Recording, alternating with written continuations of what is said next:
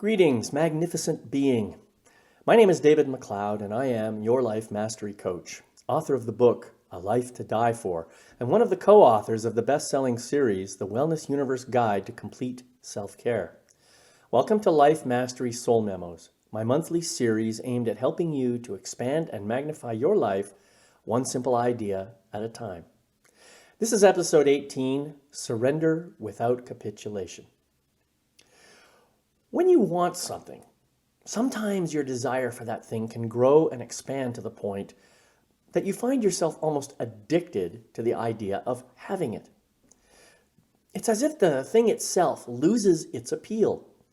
You lose sight of the original object of your desire and instead become attached to the idea of getting it and having it.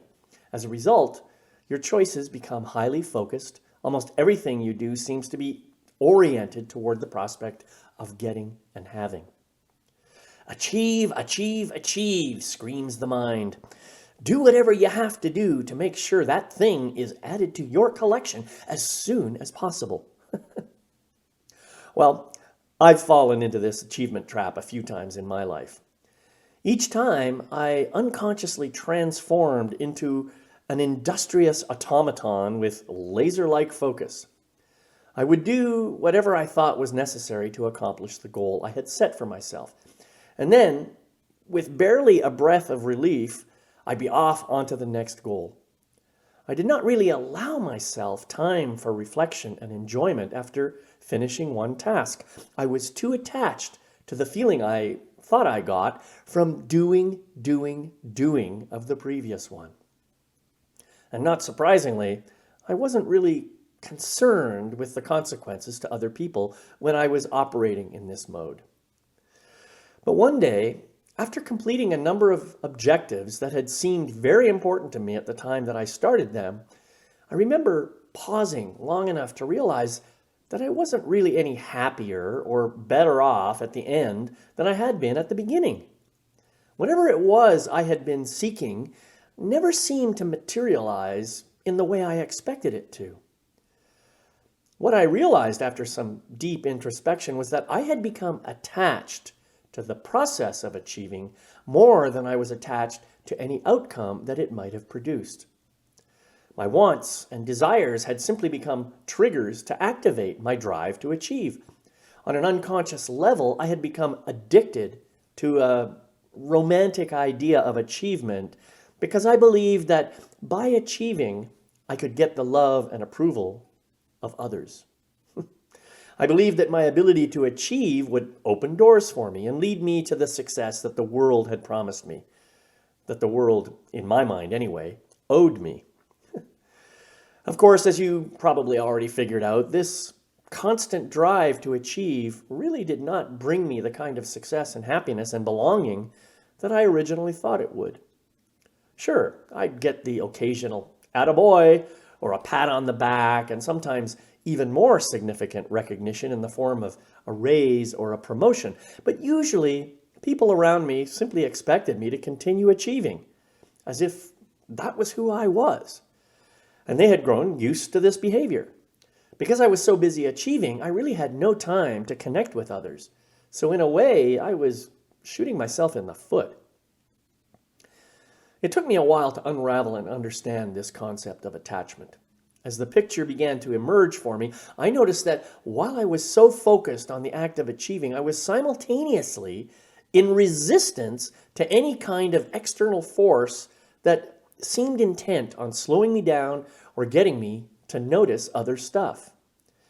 If someone suggested that I take a break, I'd shrug it off. If I heard that I was working too hard and not paying enough attention to my family, I'd shame that person into silence. I can think of plenty of other examples where I actively resisted other people's concern because I was so focused on my objectives. I learned over time that every form of attachment is always accompanied by an equivalent amount of resistance. In fact, as I've come to see it, attachment and resistance are actually the same kind of energy appearing in two different forms. As the rubric goes, they are two sides of the same coin. Think about it. If you are attached to something, no matter what it might be, then you will also be in resistance to any force that tries to keep you from your attachment. It's really quite obvious when you think about it, right?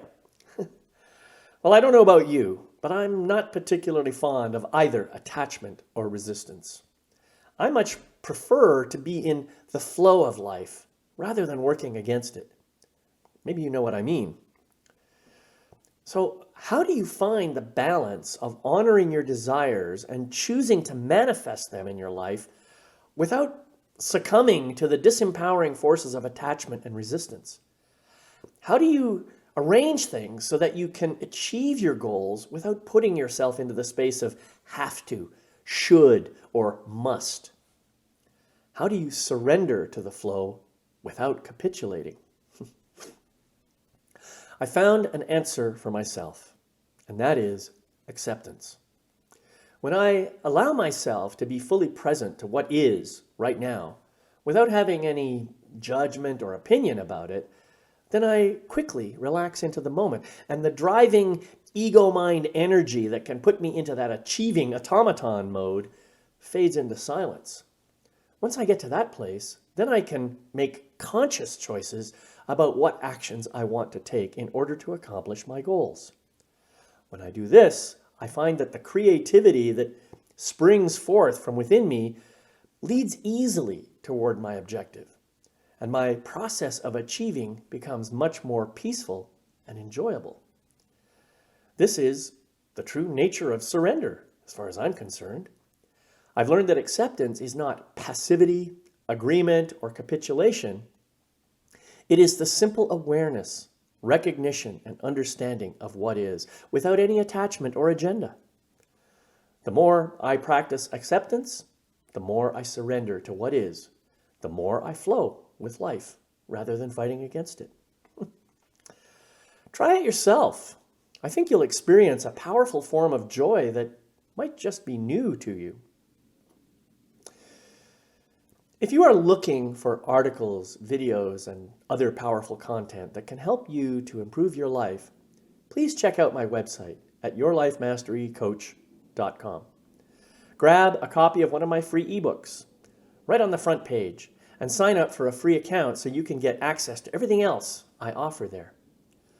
Also, I'd just like to remind you that I have some availability in my coaching practice right now for new clients.